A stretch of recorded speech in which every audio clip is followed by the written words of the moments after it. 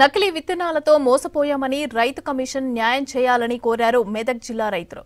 నకిలీ సీడ్తో మోసపోయామని చేగుంట మండలం రుక్మాపూర్ గ్రామానికి చెందిన రైతులు రైతు కమిషన్ను ఆశ్రయించారు.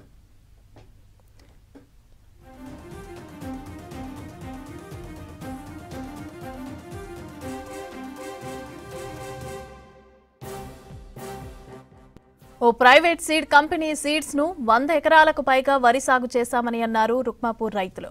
8 క్వింటాల దిగుబడి మాత్రమే వచ్చిందని వాపోయారు. ఎకరానికి 30-35 క్వింటాల ధాన్యం దిగుబడి వస్తుందని సీడ్ కంపెనీ నమ్మించిందన్నారు.